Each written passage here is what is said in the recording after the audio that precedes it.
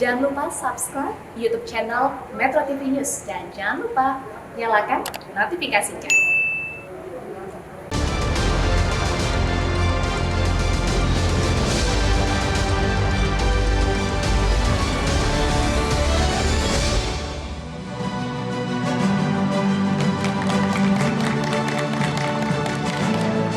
Selamat malam para pemirsa, ketemu lagi di Hot Room dengan saya, Hotman Paris.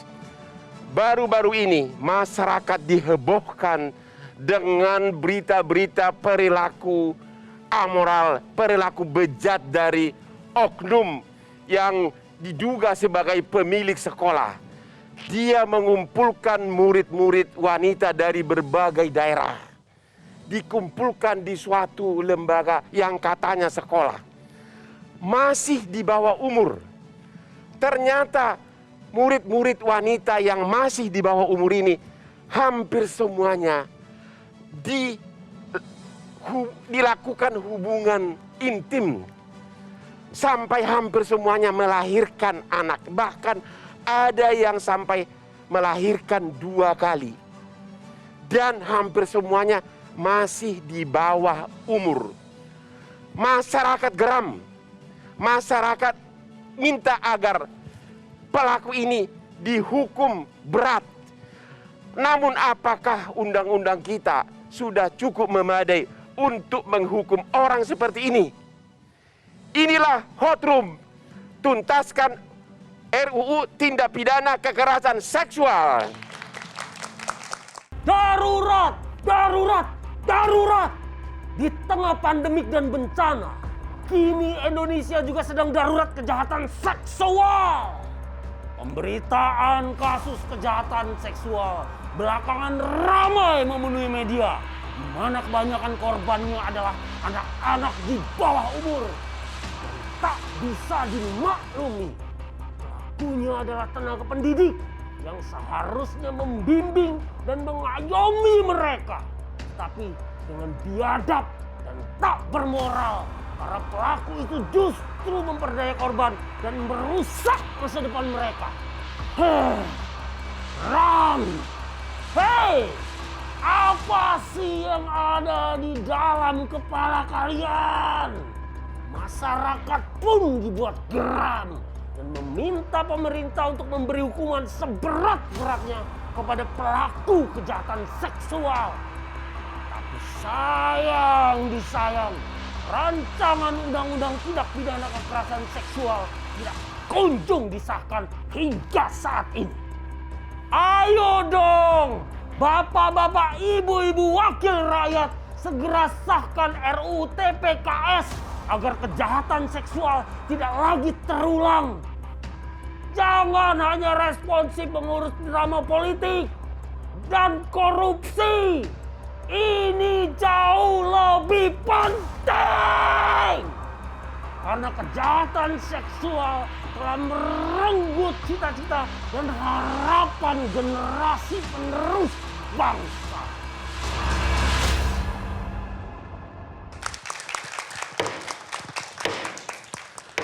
Untuk membahas aspek hukum dari para predator ini, telah hadir di ruangan ini para ahlinya. Yang pertama adalah Bapak Manager Nasution, yang adalah merupakan Wakil Ketua Lembaga Perlindungan Saksi Korban.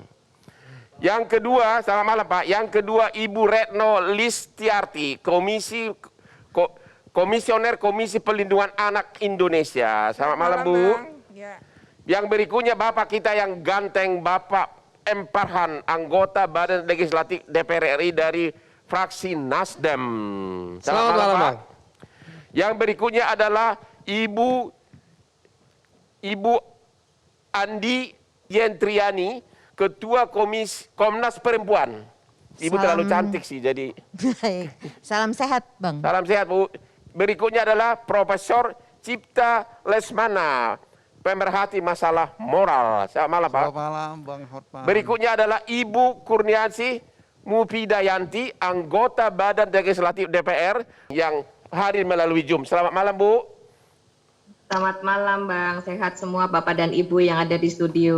Ya Bu, selamat malam. Insya Allah, terima kasih Ibu. Oke, sebelum kita melanjutkan diskusi di sini ada video tentang kasus kekerasan seksual yang kita tonton bersama. Silakan.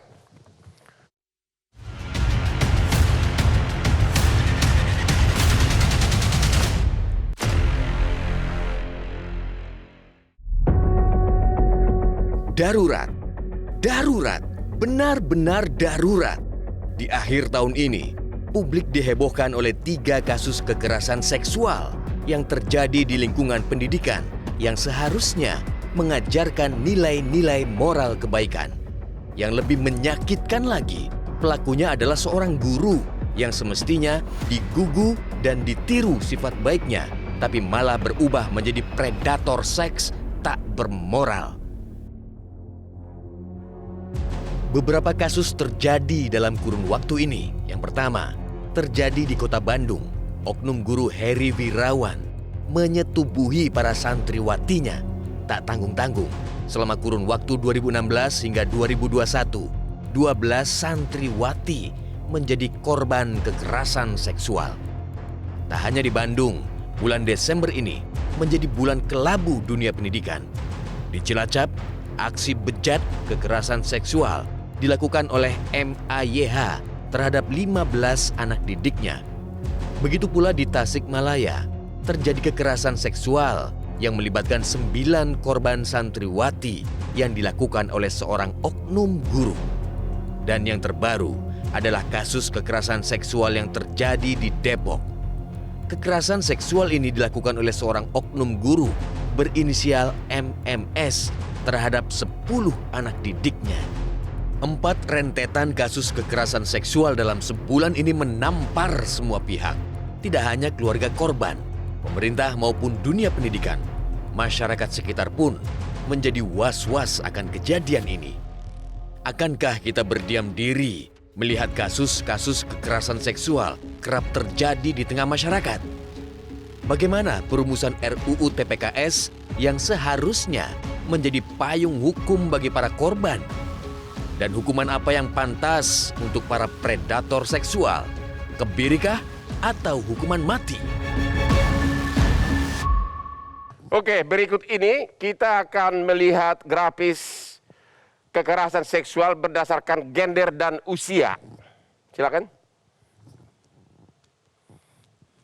Nah, ini dia nih.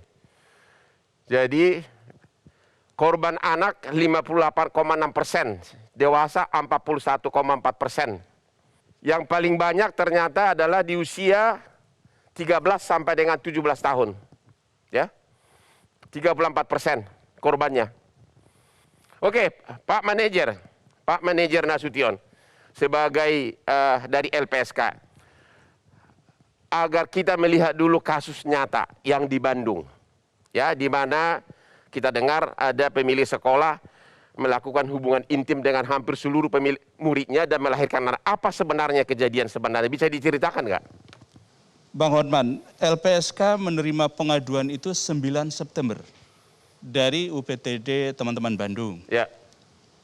Lalu LPSK melakukan penelahan. Kita menemukan 30 saksi korban. Kemudian kita bawa ke sidang mahkamah pimpinan di LPSK. Ya. Yang diterima 29 jadi terlindungnya LPSK. Oke. Mereka ini oleh LPSK diberikan, ada yang diberikan hak prosedural. Jadi kalau nanti ada proses hukum, LPSK kemudian akan mendampingi mereka di setiap proses. Ya. Tapi juga mereka mendapat pemulihan medis. Tapi intinya dulu, korbannya ini sebenarnya berapa orang? Korban yang ditidurin sama pemilik sekolah ini? 13 sementara ini. 13. 13. Umur berapa? Umurnya rentang usianya 12. Masih di bawah usia anak. 12 sampai? Sampai kalau anak kan sampai 18-an ya. Jadi di bawah 18. Dan itu berlangsung bertahun-tahun. Anak yang sama berlangsung bertahun-tahun gitu. Hasil temuan kita sungguhnya peristiwa ini sudah berlangsung sejak tahun 2016. Jadi satu orang anak yang sama oleh si pemilik sekolah ini ditidurin bertahun-tahun gitu. semacam hubungan intim atau gimana? Dari 13 ini, Ya, itu kan 8 diantaranya sudah melahirkan. 8 sudah melahirkan. Ada 8 anak yang sudah melahirkan. Dan anaknya di asrama itu juga? Iya, Oh, berarti seluruh korban ini saling tahu mereka bahwa mereka sudah ditidurin oleh si pemilik sekolah? di antara korban, sesama korban tahu. Tahu. Oke. Problemnya, kenapa kemudian berlangsung kurang lebih 5 tahun, baru kita tahu. Atau publik tahu. Nah ini saya kira problem yang juga harus kita kaji. Tentu kalau LPSK berada di hilir ya. Di hilir itu artinya kalau ada korban kemudian kita penuhi hak-haknya. Ya.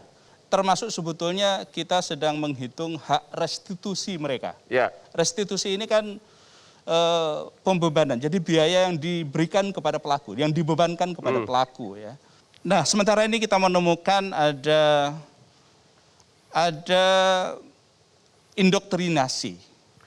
Jadi pemahaman, kalau bahasa hukumnya mungkin semacam penyeludupan paham-paham ideologi. Gitu ya. Sehingga anak-anak ini diperlakukan seperti itu, selama ini tidak merasa bahwa itu sesuatu yang mestinya dilaporkan. Oke. Nah karena itu saya kira ini juga tanggung jawab bersama ya untuk kemudian melakukan. Kalau dulu ada penilik sekolah ya, ada pengawas sekolah yang secara aktif untuk kemudian terjun ke sekolah-sekolah, di semua sekolah, bukan hanya sekolah Bandung. Saya kira ini keprihatinan bersama. Kita rehat dulu, ketemu lagi sesudah berikut ini.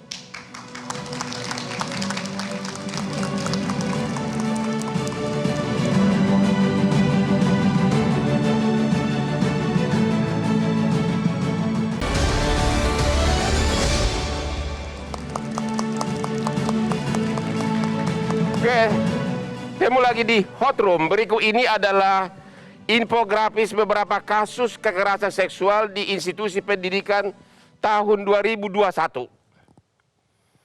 Beberapa kasus kekerasan seksual di institusi pendidikan selama Januari hingga Desember 2021. Januari, pertengahan Januari 2021, dugaan pelecehan seksual oleh oknum dosen W terhadap mahasiswi FIB Universitas Udayana Bali. Hingga kini belum ada titik terang terhadap kasus ini. Februari, pertengahan Februari 2021 di Cianjur, seorang guru agama, AW, yang diduga melakukan tindak asusila terhadap 5 santriwati Madrasah Ibtidaiyah. Maret, 12 Maret dilaporkan kasus 25 anak di bawah umur alami kekerasan dan pelecehan seksual di sekolah Taruma, Papua oleh seorang pembina berinisial DF. April, seorang oknum pendeta berinisial BS sekaligus kepala sekolah di Medan dilaporkan melakukan kekerasan seksual kepada 6 siswinya yang berstatus pelajar SD. Mei, 29 Mei 2021, pemilik sekolah ternama SPI di Kota Batu Malang berinisial JE dilaporkan oleh Komnas Perlindungan Anak atas kekerasan seksual, kekerasan fisik dan verbal, serta eksploitasi ekonomi terhadap belasan hingga puluhan anak. Juni, pertengahan Juni 2021, seorang guru ngaji sekaligus pengelola sebuah rumah hafiz di Sidoarjo, AH, melakukan kekerasan seksual pada 25 santri binaannya sejak 2016. Akhir Agustus 2021 terungkap kasus dugaan pelecehan seksual yang dilakukan tenaga pengajar atau dosen terjadi di Institut Agama Islam Negeri Kediri terhadap mahasiswinya. Desember, Heri Wirawan, seorang oknum guru agama menyetubuhi 12 santrinya selama kurun waktu 2016 hingga 2021. Belum selesai kasus di Bandung, kekerasan seksual juga dilakukan oleh MAYH terhadap 15 siswi sekolah dasar di Cilacap. Selanjutnya di Tasikmalaya terjadi kekerasan seksual yang melibatkan 9 korban santriwati yang dilakukan oleh seorang oknum guru. Dan ada pula kekerasan seksual di Depok yang dilakukan oleh seorang oknum guru berinisial MMS terhadap 10 anak didiknya. Pelecehan anak di mana-mana. Komisi Perlindungan Anak, di mana kau? Ibu Retno, di mana kau? Untuk apa ada Komisi Perlindungan Anak? Kok malah menjadi-jadi ini kasus ini? Ya, Bang Hotman, Komisi Perlindungan Anak Indonesia itu dari Undang-Undang Perlindungan Anaknya, kami memang tugas dan fungsinya kan pengawasan. Ya. Nah, sepanjang tidak kemudian tidak muncul tadi ya, tidak melaporkan, dan kami paham bahwa korban-korban kekerasan seksual ini kan semua relasi kuasanya timpang ya. Ya. Kemudian yang kedua, pasti anak-anak ini punya ketakutan melaporkan ya kekerasan seksual karena berbagai sebab. Ya mulai dari aib, merasa aib, yang kedua juga tekanan-tekanan, ditambah lagi adalah stigma yang biasanya diterima oleh korban-korban kekerasan seksual.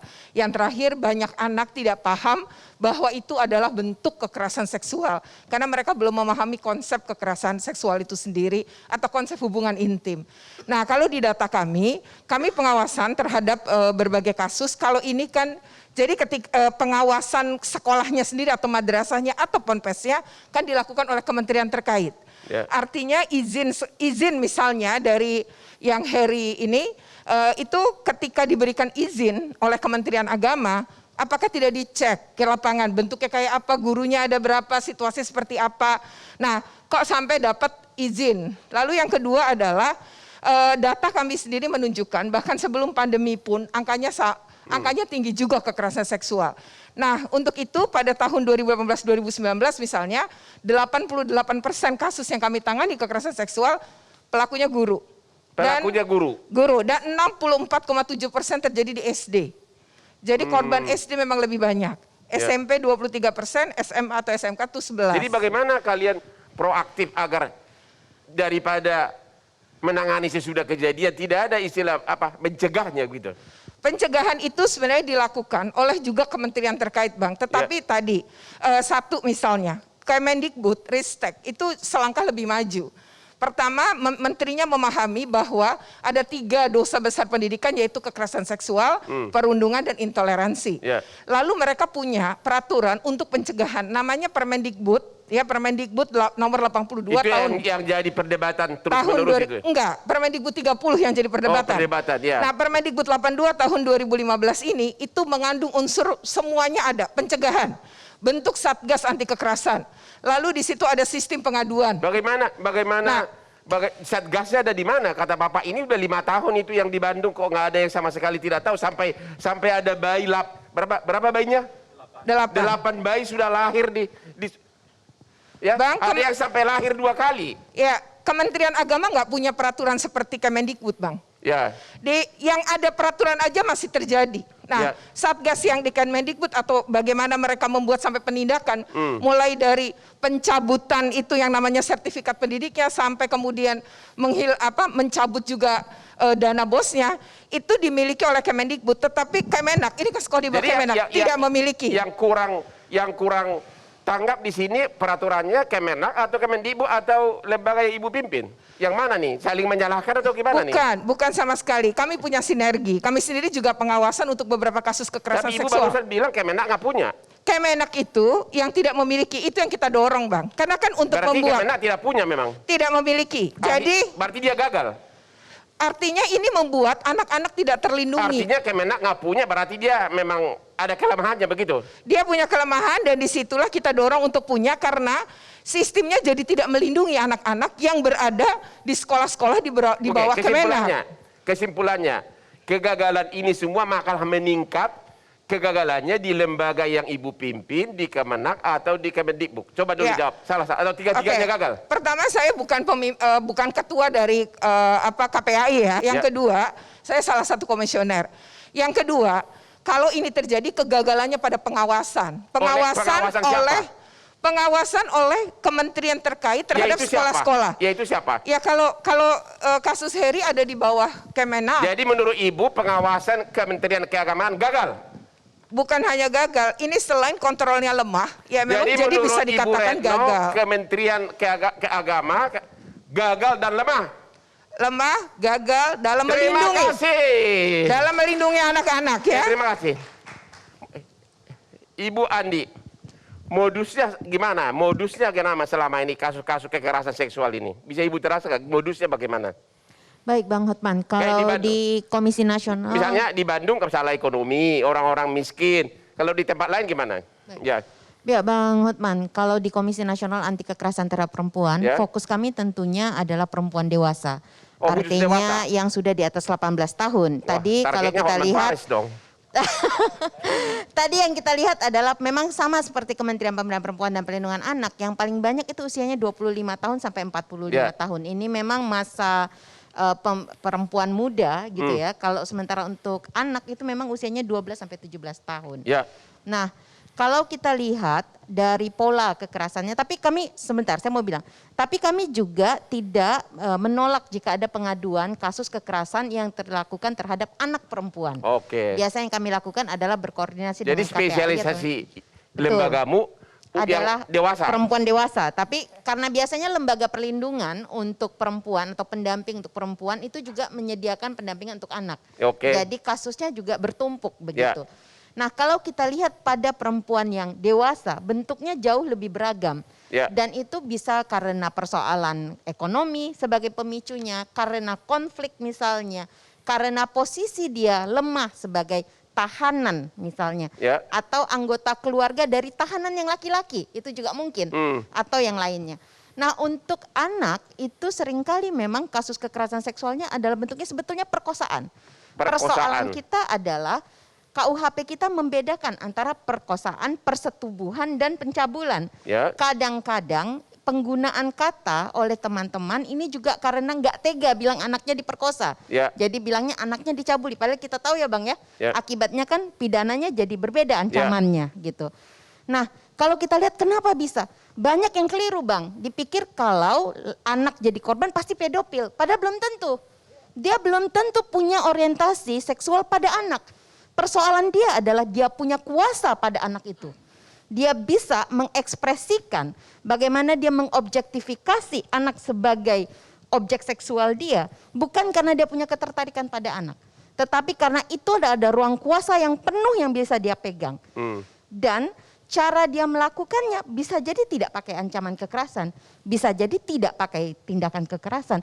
Tapi dia akan menggunakan pernyataan-pernyataan yang sebetulnya bisa kita sebut bujuk rayu yang membuat anak itu bingung. Pertanyaannya, kalau sudah bujuk rayu dan berlangsung sampai 5 tahun seperti kata LPSK, sudah berlangsung 5 tahun dengan anak yang sama dari umur 11 berlanjut sampai umur 14, mau sama mau, itu masih kekerasan seksual nggak? Masih. Kok mau sama mau? Masih, karena di dalam Undang-Undang Perlindungan Anak, persetujuan anak itu tidak bisa menjadi dasar untuk menyatakan suka. Tidak ada mau sama antara ketika dia adalah anak dan orang dewasa.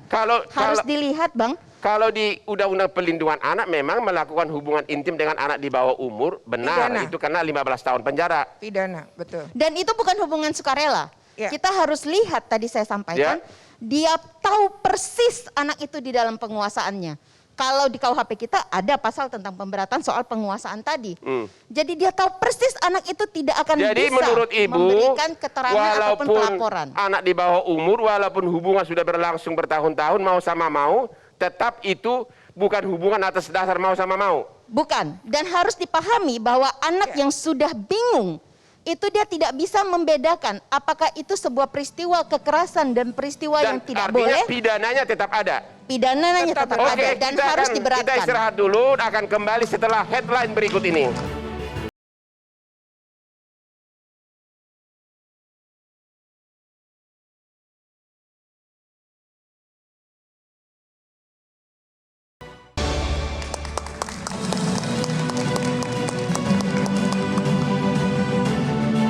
Saya mulai lagi di Hot Room. Prof Cipta. Negara kita ini adalah negara yang sangat agamis, budayanya yang sangat tebal. Tapi kok malah ini terjadi, malah semakin parah. Menurut Prof, apa yang terjadi? Apakah ini akibat pandemik?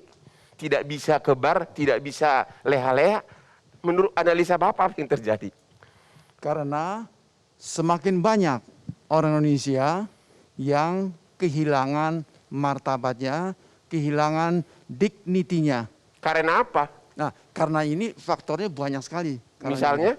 Jadi kata Aristoteles, setiap insan manusia mempunyai dignity, mempunyai kehormatan. Orang yang tidak punya kehormatan, dignity, sama dengan binatang.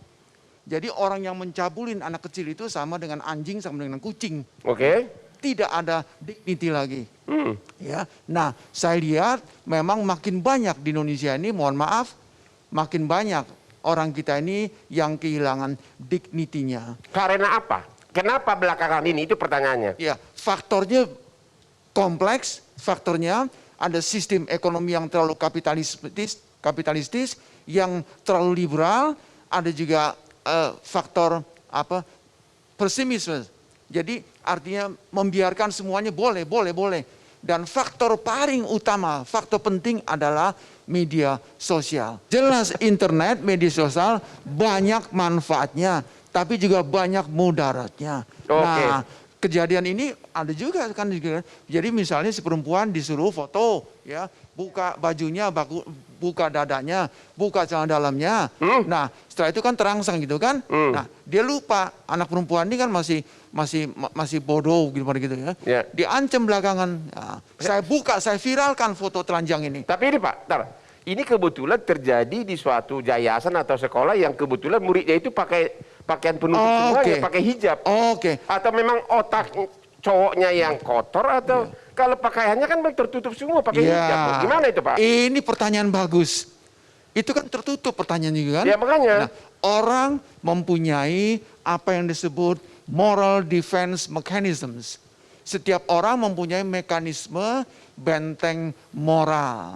Nah, kalau lihat perempuan yang sudah raper semuanya, malah makin menjadi-jadi. Masih juga terangsang juga, itu berarti bentengan moralnya sudah jebol. Nah, itulah Bang Hotman. Jadi begitu rusaknya, bukan rusak, Pak. bejat. Kebetulan ini pelakunya ini adalah guru agama. Bahkan ada pemuka agama. Ini faktor apa ini Pak? Kalau misalnya itu adalah seperti Hotman Paris, orang maklum lah. Ya udah begitu ya, kayak Farhan oke lah, memang sama-sama playboy, sama-sama ganteng, ya kan? Tapi ini kan tokoh pemuka. Jawaban kita adalah gue dikit, ya. Kalau kayak kami oke lah. Karena makin merosot dignity-nya, ownernya, kehormatan makin merosot, dia lupa sama sekali. Dia bukan hanya seorang guru, tetapi guru agama. Nah, ya apa boleh buat? Bukan hanya apakah ini karena penegakan hukumnya lemah, sanksinya kecil sehingga orang jadi tidak takut? Iya, tadi saya mengatakan faktornya kompleks banyak. Antara lain faktor hukum yang lemah juga. Saya kadang-kadang gemes kali lihat. Lama, lelet, bagaimana tuh teman-teman Bang Hotman tuh? Kalau proses begitu ya. Oke Pak Farhan dulu deh. Oke siap. Tugas kalian apa ini DPR? Kalian kan wakil rakyat. Anak-anak kalian diperkosa, dihamilin begini. Kalian lakukan apa? Kalian terima gaji tiap bulan. Ngapain sih kalian di Senayan sana sih? Coba. Yang pertama kami mohon ampun dulu kalau begitu. Yang kedua tentunya kita sangat prihatin.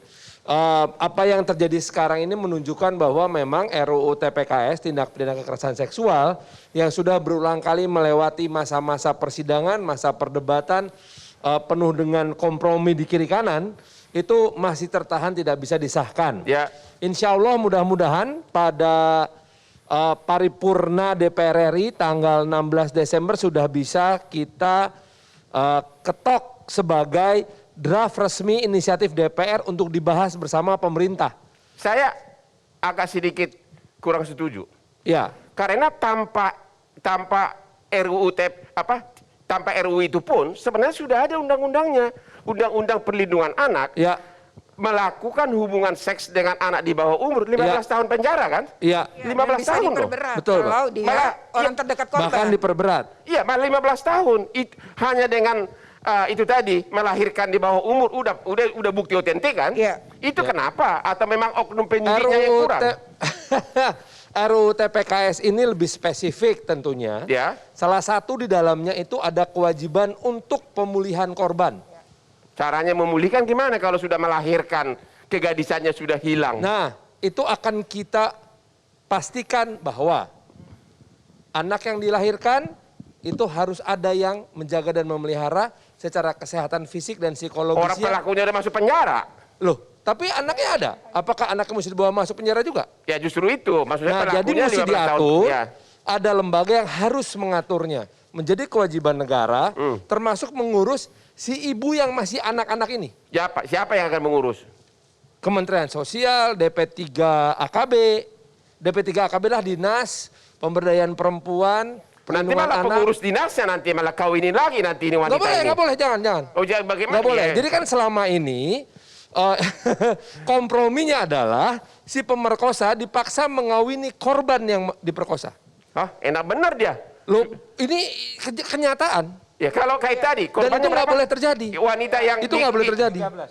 13. Iya. Sudah dia dapat 13 anak di bawah umur, dikasih lagi 13 wanita iya, di bawah itu umur. sebabnya Enak bener dong dia. Ketika sang pelaku mengatakan saya jamin masa depan kalian, itu tidak kemudian bisa kita benarkan.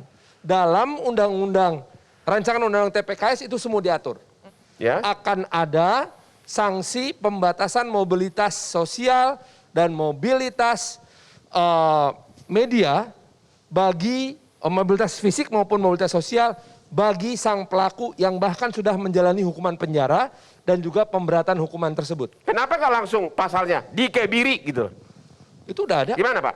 Ada Pak? Kalau kebiri sebenarnya sudah diatur. Nggak, dan di pasal PP-nya itu kan belum ada ya? Udah ada kan udah. Jadi kita jangan off regulated Bang. Iya karena udah diatur juga sampai pelaksanaannya di PP 30 Bang.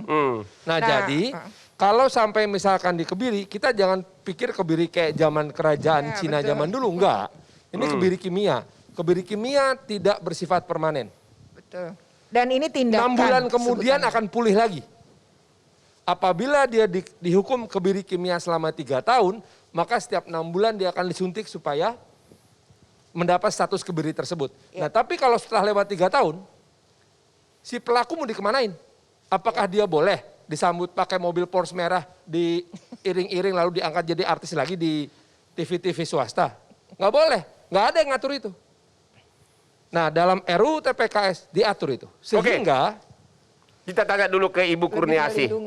Iya. Ibu Kurniasih coba. Ibu Kurniasih gimana pendapat Ibu atas RUU TPKS ini? Ibu katanya belum menyetujui Ibu Kurniasih, benar nggak itu? Ya Bang Hotman, Bang Farhan, sehat ya Bang Farhan, ini teman seperjuangan di Alhamdulillah, beliau ini. sama-sama Bu Kurniasih. Ya, RUU TPKS ini memang sudah dimasukkan juga di dalamnya itu ada unsur pengaturan tentang pencegahan dan juga pelindungan terhadap korban. Ya, namun dari fraksi PKS kita sangat mengutuk keras nih Bang Hotman ya terhadap semua perilaku kekerasan, bahkan tidak hanya kekerasan. Semua bentuk tindak kejahatan seksual itu harus dihukum seberat-beratnya. Nah itulah yang kita kemarin di dalam pembahasan itu ya menyampaikan dalam pandangan fraksi yang terakhir bahwa fraksi PKS itu mengharapkan ketika diketok palunya RUU TPKS ini dibarengin dengan RKUHP. Di RKUHP ini lebih lengkap nantinya karena KUHP kita yang kemarin masih harus dilengkapi terkait dengan beberapa tindak-tindak kejahatan seksual yang lainnya. Jadi Ibu dalam kasus Ibu setuju nggak dengan RUU TPKS ini? Ibu setuju nggak? Ya, karena masih perlu disempurnakan, masih perlu disempurnakan supaya lebih komprehensif dan lebih bernilai Pancasilais. Apa yang Ibu karena tidak supaya semuanya semua bentuk tindak kejahatan seksual jadi diatur di sini. Kita berharapnya seperti itu. Kalaupun tidak bisa. Apa yang Ibu utama tidak setuju yang perlu disempurnakan? Itu definisi kekerasan itu. Kayak tadi kan Bang Hotman juga bilang, misalnya ada yang suka sama suka gitu ya, mau sama mau, happy sama happy, terjadi seks bebas, yang kemudian dari seks bebas itu muncul kehamilan, kemudian pihak laki-laki atau pihak perempuannya sama-sama tidak ingin menikah dan kemudian melaporkan menjadi sebuah tindak kekerasan perkosaan. Nah ini kan suka sama suka ini yang tidak termaktub dan tidak ada sanksinya, tidak ada tindakannya dalam RUU TPKS ini. Nah kita berharap ya untuk melindungi generasi bangsa Indonesia ini dari semua perilaku kejahatan seksual, tidak hanya yang bernilai kekerasan, tapi semua kejahatan seksual itu harus kita cegah. Jadi menurut semuanya Ibu, secara maksimum. menurut PKS, suka sama suka pun selama anaknya di bawah umur tetap itu harus masuk penjara. Ya harus diberikan pendidikan, harus ada tindakan. Ya tindakannya seperti apa tentu saja disesuaikan dengan undang-undang yang berlaku, yaitu Undang-Undang Perlindungan Anak. Oke, kita istirahat dulu. Ketemu lagi sesudah yang berikut ini.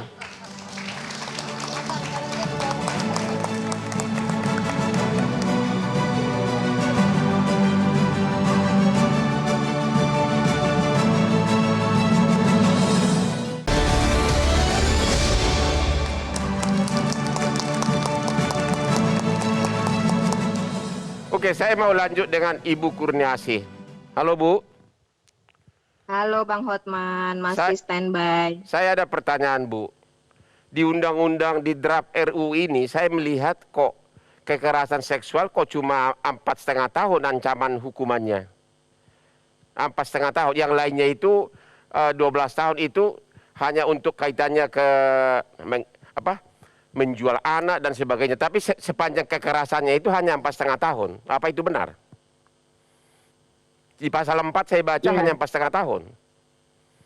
Ya, itu sudah dibahas ya hukuman-hukuman itu dan sudah dikonsultasikan ya Bang Farhan ya dengan ahli hukum. Dan karenanya kalau kami dari PKS ingin payung hukumnya yang KUHP ini revisinya juga disahkan bersamaan sehingga nanti merujuknya adalah undang-undangnya ini nanti payung hukum besarnya itu ada di RKUHP. Nah, RKUHP ini kan sebenarnya sudah carry over periode yang lalu Bang Hotman dan sudah banyak dilengkapi ya, khususnya untuk tindak kesusilaan seksual ini sudah banyak dilengkapi ya, termasuk hal-hal yang belum diatur sebelumnya sudah diatur sebelumnya. Malah itu kemunduran di Undang-Undang Perlindungan Anak ya Bu Retno ya. Ancaman hukumannya 15 tahun. Ya. 15 tahun dan bisa diperberat Bang. Ya, dan di KUH pidana untuk pemerkosaan 12 tahun. Bang, yang pasal yang 4 tahun itu adalah pelecehan seksual yang tidak diatur. Pelecehan seksual, Bang. Pasal lain nggak ada diatur. Ada pasal-pasal yang lainnya, Bang. Iya, tapi tidak ada mengenai seperti anak di bawah umur, nggak ada. Betul. Yang tidak ada juga ada beberapa bagian ya dari kan kalau di Komnas Perempuan kita dari 15 nggak ada sama sekali. Perlindungan anak juga. Alur pikir dari Ibu Kurniasih tadi kan mengatakan akan ada induknya di RUU KUHP diresmikan dulu yang baru. Oke. Artinya kan kita juga melihat bahwa jangan sampai Undang-Undang RUU TPKS ini menambah-nambah hukuman yang sudah ada. Ya kalau sudah ada KUHP yang baru ngapain lagi bikin pasal yang ada beberapa hal yang belum diatur oleh perlindungan anak, oleh KUHP dan lain-lain. Di antaranya pelecehan seksual yang di dalamnya terdapat kategori nonverbal berarti di media online masih sangat lama dong RUU ini karena nunggu KUH pidananya bisa 5 tahun lagi. Nggak usah, makanya kami tidak setuju kalau sampai harus menunggu RUU KUHP yang baru. Benar. Kan sudah ada KUHP. Ya berarti kalau sampai RUU ini disahkan, ancaman kekerasannya itu sangat, kalau dibaca pasal 4 cuma 4 tahun, 4,5 tahun Pak, ya, benar. Kekerasan seksual itu kemudian kan dilihat kategorinya. Kalau juga ternyata ada pelanggaran di Undang-Undang Perlindungan Anak, itu pun dikenakan sebagai pemberatan. Nggak bisa double, karena kalau membaca pasal 4 itu sudah mencakup semuanya, fisik dan non-fisik. Belum. Kalau itu tindakannya adalah tindakan pelecehan seksual. Di pasal-pasal berikutnya juga ada tentang misalnya penyiksaan seksual, pemaksaan perkawinan dan lain-lain. Tapi tidak ada, betul, Abang juga betul. Tidak ada pengaturan tentang pemaksaan hubungan seksual, misalnya perkosaan. Tidak ada pengaturan tentang pemaksaan aborsi. Belum masuk pemaksaan soal perkawinan. Atau seperti itu contoh sekolah, seperti sekolah di Bandung tadi. Atau perbudakan seksual, itu juga tidak masuk. Contoh, dengan RUU ini contoh, kayak kasus tadi yang LPSK ditangani. Kena nggak RUU ini? Itu yang kami bilang, kita perlu memastikan pasal yang sebelumnya ada tentang perbudakan seksual itu harus masuk kembali. Maka di sini tidak ada kan? Yang draft terakhirnya Bang, yang draft terakhirnya belum ada. Jadi gini, jadi harus masuk kembali. Dalam hal ini tentunya itu adalah bagian dari kompromi-kompromi yang kita lakukan selama bertahun-tahun ini. Iya. Banyak sekali. Maksud saya, karena tadi kan kita katakan mau sama mau dengan anak di bawah umur melahirkan anak. Itu yang terjadi di Bandung kan Pak? Iya, betul. Ya. Tetapi sampai melahirkan 2 anak, anaknya masih kecil. Di pasal RUU ini hanya mengatakan pelecehan sosial, fisik dan non fisik, itu definisinya. Ini mau sama mau 5 tahun. Ada lagi.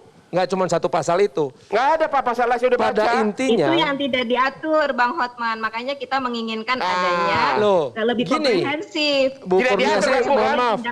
Tidak. Kalau semuanya diatur, ini kan bagian dari kompromi. Ibu setuju kan? Ibu tidak diatur kan?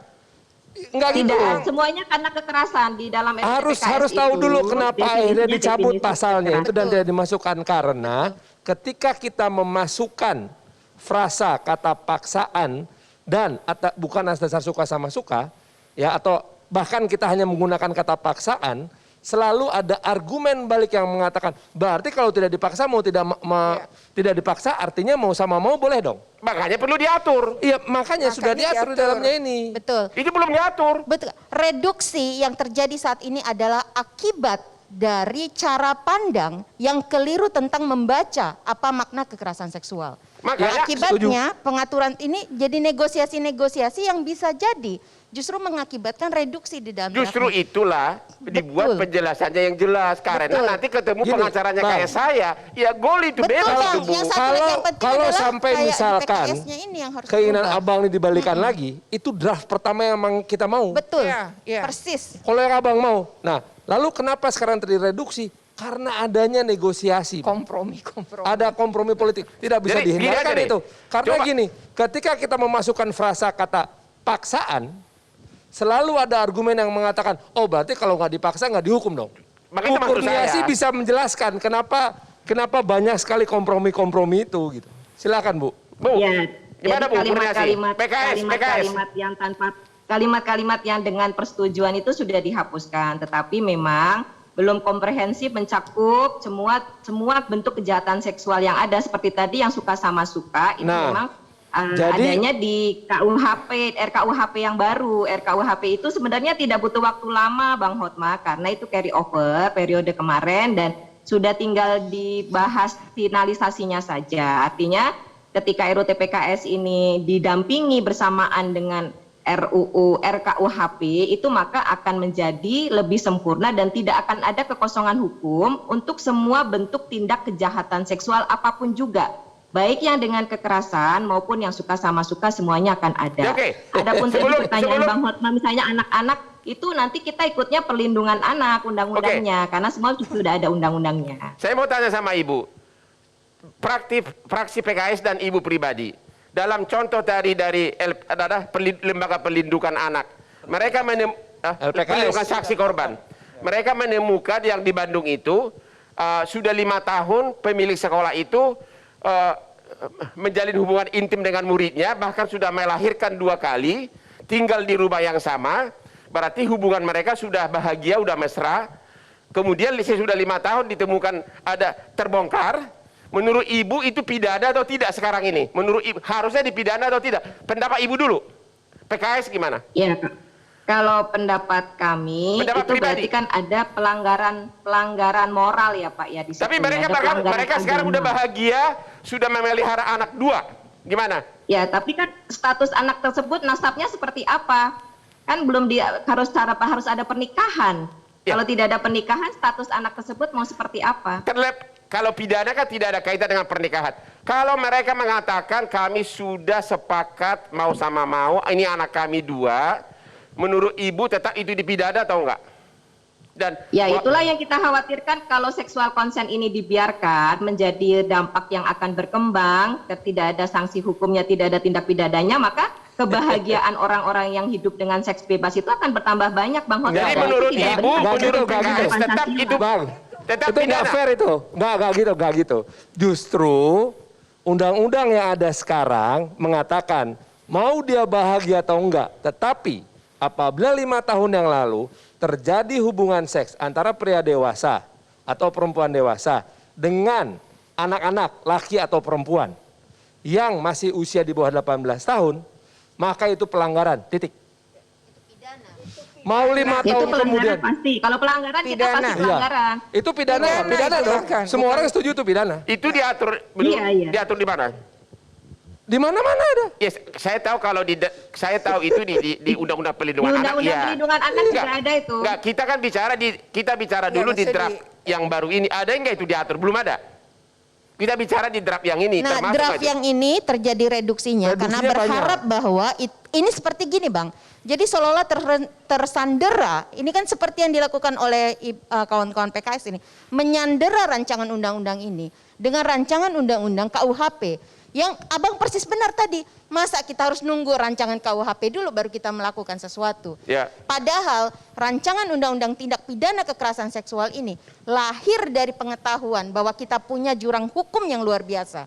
di dalam substansi hukum yang ada bukan saja di RUU KUHP, tetapi juga di dalam beberapa undang-undang yang spesialis, termasuk Undang-Undang Perlindungan Anak. Benar, sudah ada. Jadi itu yang harus diatur. Nah, hari ini kita juga tetap mendorong agar keputusan di paripurna yang besok itu bisa jadi pembahasan. Kalau dibalik, diputar seperti sekarang ini, nggak ada kemajuan. Nah, karena besok itu masih akan jadi draft resmi, masih ada kesempatan di daftar inventarisasi masalah dari pihak pemerintah. Oke, disitulah perlunya memang masyarakat perlu pengacara seperti aku. Kita istirahat dulu sampai ketemu lagi di segmen berikutnya.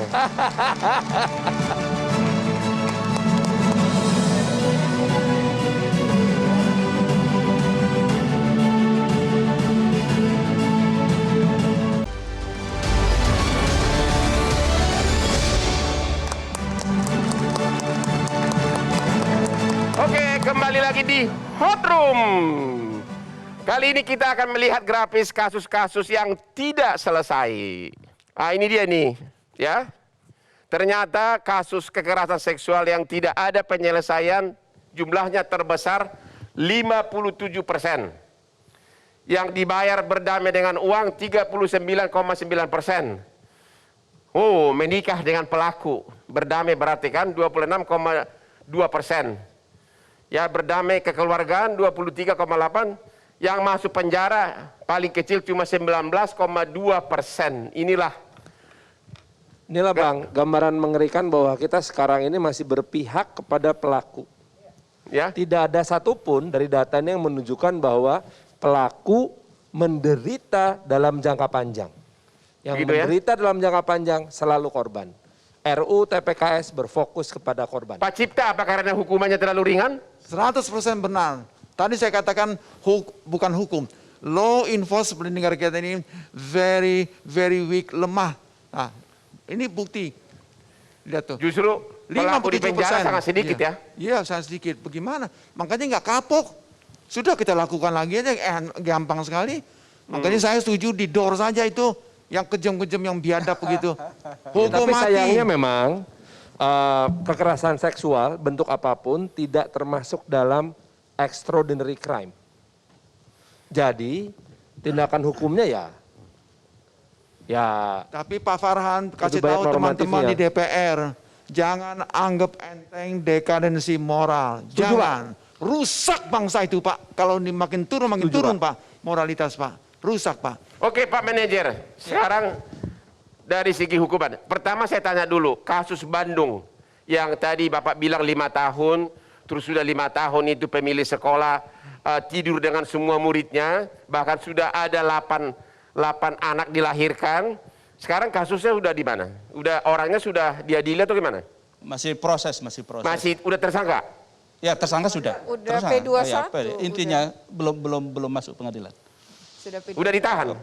Iya sudah. Jadi ini yang kita mau pastikan. Ya. Betul tadi kalau perspektif paradigma baru hukum pidana kita itu kan mestinya bukan hanya berpihak kepada pelaku ini. Kita setuju dihukum berat lah. Bahkan ada yang menyebut hukum berat itu hukuman mati atau hukuman seumur hidup atau 20 tahun. Malah ada di Undang Perlindungan Perpu itu kan kemudian Undang Perlindungan Anak, kebiri macam-macam. Tetapi pertanyaannya apa untungnya buat korban? Nah karena itu mestinya nanti mungkin Mas Farhan juga menjelaskan. Kita sih kalau LPSK karena dihilir Mas, soal substansi di undang-undang RUU TPKS itu mestinya memang sudah harus dirumuskan secara bareng. Tetapi ada beberapa poin misalnya, apakah hak korban itu sudah bisa terpenuhi pada tahap ini kan kalau di RUU itu kalau salah masih tahap penyidikan. Padahal sebetulnya pemenuhan hak mestinya dari tahap penyelidikan sudah bisa kita lakukan. Nah yang kedua misalnya, apakah ada dalam RUU itu soal apa yang disebut dengan victim impact statement misalnya. Jadi, apa itu artinya? Jadi misalnya korban itu Bang, dia bisa menyatakan penderitaannya di depan persidangan, baik tertulis atau lisan gitu loh. Selama ini kan korban nggak diberi kesempatan itu. Nah yang ketiga misalnya soal apakah diwadahi soal restitusi itu di RUU itu. Jadi restitusi itu kewenangannya LPSK. Iya. Nah di situ korban berhak memperoleh restitusi sejumlah ada. uang. Di RUU TPKS ada restitusi. Nah, itu.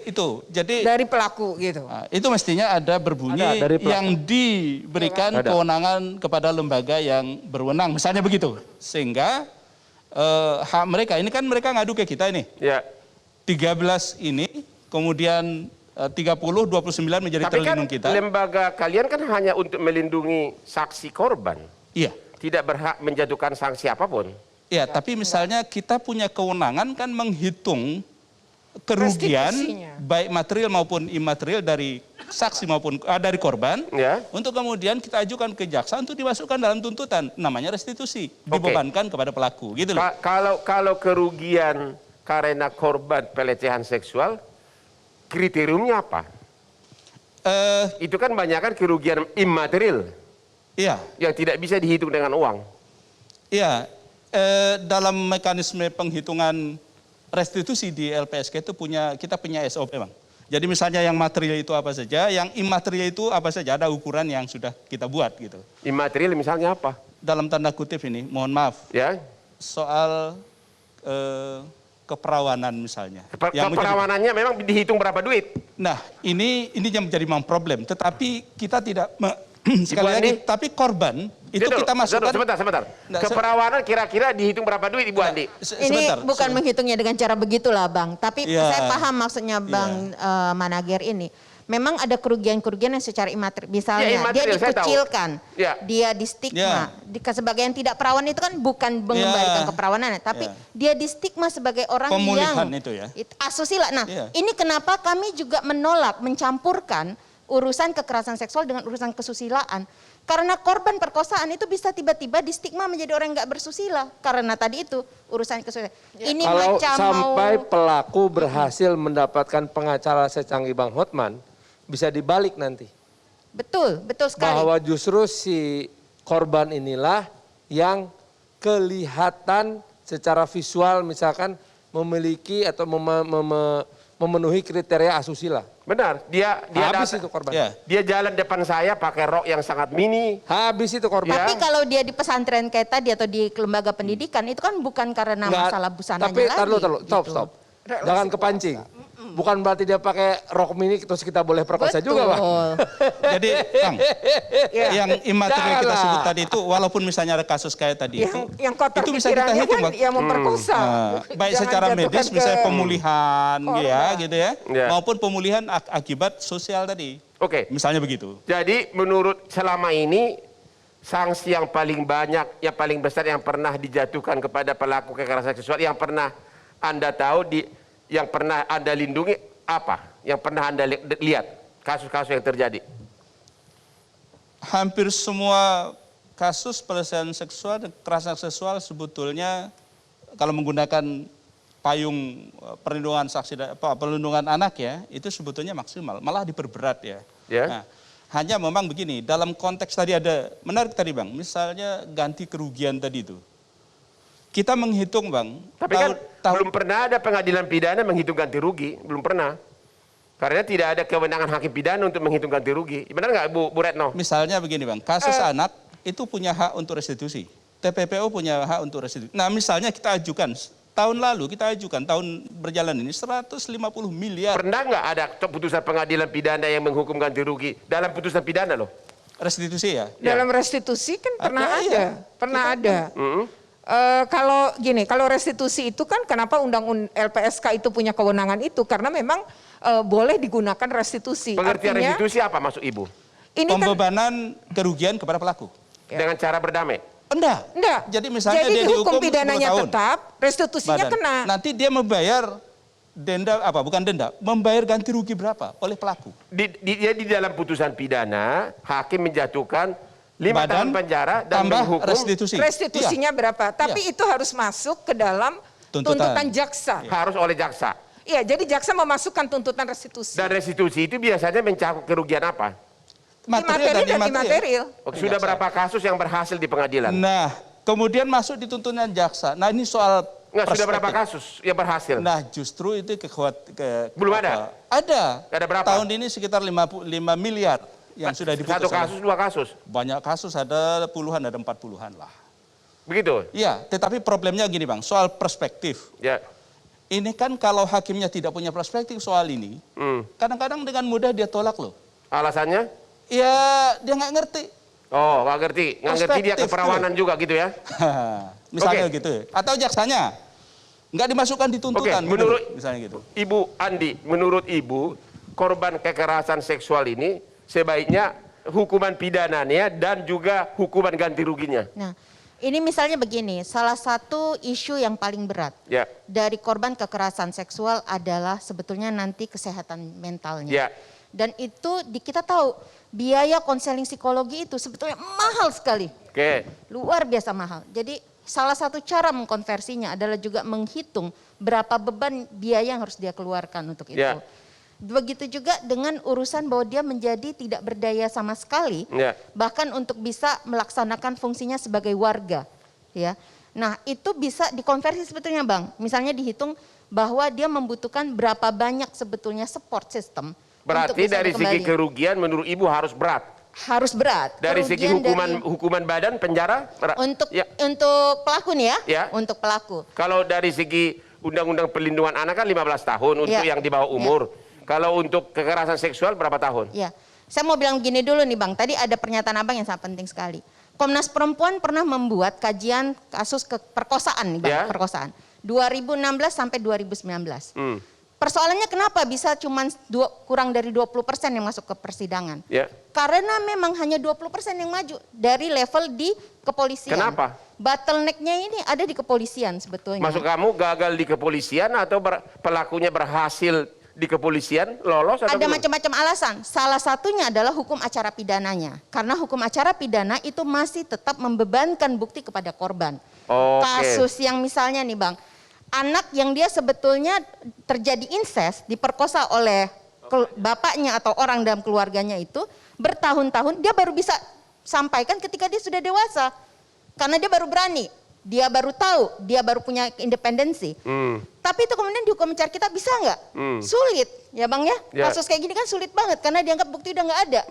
Atau tiba-tiba karena dia malu, dia mandi, dia buang bajunya, semua alat bukti dia buang. Kita nggak punya profiling DNA. Kalaupun kita mau pakai DNA sekarang, gimana caranya kita ngecek dengan siapapun yang ada? Apalagi kalau gang rape, wah itu susah banget tuh Bang nyarinya. Jadi menurut Ibu berapa tahun yang pantas untuk pelaku kekerasan seksual, juga untuk pelaku hubungan terhadap anak di bawah umur? Seperti kasus di Bandung yang akhirnya melahirkan anak. Nah ini kenapa buat kami sangat penting sebetulnya pasal tentang perbudakan seksual. Kata perbudakan seksual itu kita hanya kenal di dalam Undang-Undang Pengadilan HAM. Yang artinya hanya bisa dilakukan kalau dia terbukti merupakan bagian yang sistematik atau meluas dalam kasus kejahatan terhadap kemanusiaan. Di dalam pasal itu kita menginginkan pemberatannya. Yaitu? Pemberatannya ini bisa misalnya kita bayangkan kan maksimalnya misalnya 20 tahun dia ditambah lagi sepertiga dan seterusnya. Nah tetapi satu Abang pasti memahami ini. Kita butuh revolusi pemikiran dalam sistem hukum Jadi kita. berapa tahun? Karena kita nggak mengenal sistem yang kumulatif juga ya. Bertambah-tambah itu kan beda dengan misalnya nih di luar negeri kita bisa lihat ya Bang ada persidangan sampai 100 sekian tahun gitu. Pastinya orang nggak akan hidup sampai segitu. Pernyataannya sebenarnya adalah pidana seumur hidup. Tetapi pernyataan tahun itu adalah menunjukkan the gravity of the crime. Gitu. Jadi, nah, statement itu yang sebetulnya kita butuhkan saat ini. Jadi tolong jawab berapa tahun menurut Ibu yang pantas untuk kekerasan seksual? Kalau menurut saya itu adalah hukuman seumur hidup. Tetapi dia membutuhkan proses yang lain seumur juga. hidup menurut Ibu Andi. Kalau Ibu Retno berapa tahun? Sama, saya juga berpikir begitu. Pak Daripada berapa dikebiri tahun? lebih baik seumur hidup. Hakim hanya menghukum 21 hari terhadap polisi yang menghamili istri tersangka. Baru kejadian loh ini. Pertanyaannya gini sekarang, setelah 21 hari, itu oknum polisi mau dikemanain? Tidak pernah ada satu orang pun, mau berapa puluh tahun pun dia dihukum, tidak pernah kita memberikan pemberatan. Jadi menurut Papa berapa untuk ini, kasus ini tadi, yang seperti kasus Bandung? Setahun nggak apa-apa, asal setelah dia keluar dari penjara, maka pembatasan mobilitas sosial dan mobilitas fisiknya harus dilaksanakan. Pak Cipta berapa tahun? Coba singkat aja. Seumur hidup 20 tahun? Saya nggak setuju. Berapa tahun? Saya setujunya hukum mati. Oke. Hukuman mati katanya. Kita istirahat dulu. Pak Manajer berapa tahun? Saya seumur hidup. Seumur hidup. Oke. Oke, kita istirahat dulu. Setelah kita ketemu lagi setelah istirahat makin hot di hot room.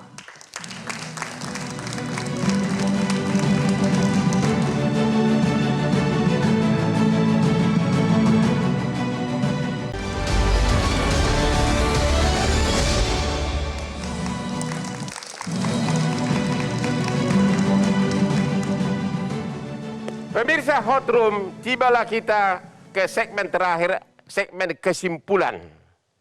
Pertama saya akan tanyakan kepada Ibu Andi, tolong kurang dari 1 menit.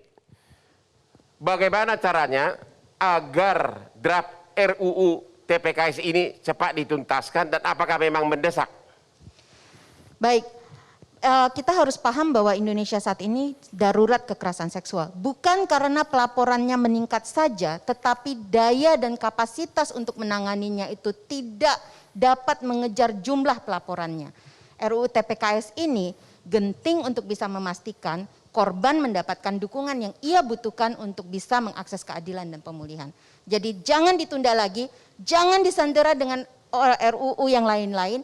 Segera pastikan proses pembahasan bisa kita lakukan dengan pemikiran yang bernas. Menurut Ibu, undang-undangnya yang kurang atau orang lembaganya yang kurang melaksanakan tugasnya? Tadi kata Ibu Retno tadi Kementerian Agama kurang berfungsi. Bukan, ini kita lihat pada banyak layer, Bang. Jadi memang ada jurang hukum yang harus diisi. Soal definisinya, soal hukum acara pidana yang harus diubah, soal memastikan siapa yang akan melakukan dukungan pada korban. Bagaimana mengoptimalkan pencegahan, siapa yang akan melakukan fungsi-fungsi pengawasan yang harus kita kuatkan kapasitasnya.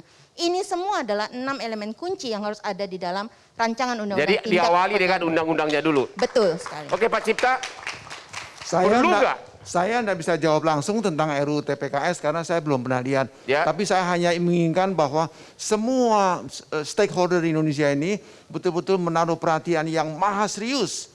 Saya setuju dengan Ibu Andi ini, kita sudah masuk ke situasi darurat dekadensi moral. Bangsa ini akan hancur kalau makin turun. Termasuk juga lihat pelacuran online. Apa? Itu, pelacuran online. Emang Bapak juga mengamati? Online, saya nggak amatin terus. Oke. Iya, ini makin gila sekali. Makin gila sekali. Nah, ini mesti digebrak habis-habisan. Harus ada cara bagaimana, apakah dengan undang-undang ini, ya syukur, alhamdulillah. Tapi jangan lagi dengan sikap, they don't care. Bisa tenggelam Pak, kapal kita ini Pak. Jangan main-main Pak. Betul-betul Pak. Moral adalah nomor 1 menurut para filsafat. Itu nomor 1 Pak. Terima kasih Pak Cipta. Pak Manajer Nasution, Lembaga Perlindungan Saksi Korban, apa kesimpulannya? Undang-undangnya ini perlu nggak segera RUU-nya ini?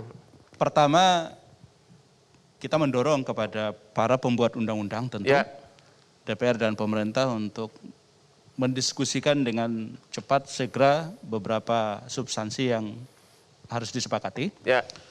Yang kedua, LPSK tentu fokus pada pemenuhan hak saksi dan korban. Karena itu kita ingin nitip nih ke Mas Farhan dan kawan-kawan di Balek atau di Pansel Pansus, Balek dan Panja. Panja dan Balek. Pertama soal tadi Mas Farhan, kalau bisa pemenuhan hak ini jangan sampai ke penyidikan lah, penyelidikan sudah bisa kita penuhi. Nah yang kedua, soal hak korban tadi untuk victim impact statement itu penting supaya korban punya. Yang ketiga soal restitusi Mas, mohon dijelaskan di situ supaya karena ya mandat undang-undang yang ada sekarang kan kewenangan menghitung restitusi dan kompensasi itu ada di LPSK, karena itu mohon nanti dicantumkan di situ Mas supaya kita punya, sehingga korban itu kemudian punya punya hak yang bisa kita penuhi. Saya kira itu. Terima kasih. Ya. Ibu Retno, Lembaga Komisioner Perlindungan Anak, draft undang RUU TPKS ini perlu sekali nggak? Perlu, meskipun undang-undang perlindungan anak tadi lex spesialis, namun tetap untuk melindungi, kepedulian untuk melindungi anak-anak dan perempuan, ya ini diperlukan. Diperlukan. Oke, terima kasih.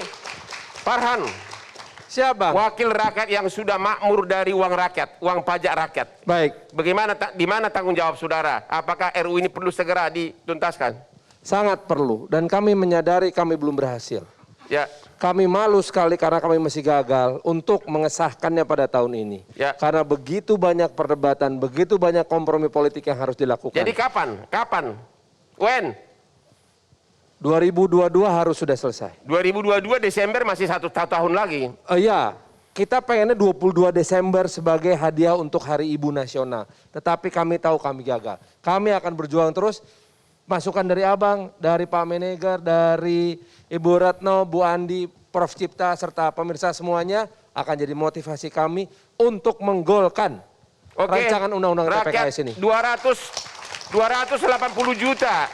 Siap. 280 juta penduduk Indonesia menunggu komitmen Bapak, termasuk saya salah satu pembayar pajak yang patuh. Terima kasih, Bang. Siap, laksanakan. Oke. Terima kasih kepada seluruh narasumber yang sudah begitu gigih memberikan masukan kepada seluruh rakyat Indonesia dan juga kepada para adik-adik saya mahasiswa Yarsi ya, Fakultas Hukum ya. Jangan lupa nonton tiap hari Rabu jam 9.30 hanya di Metro TV.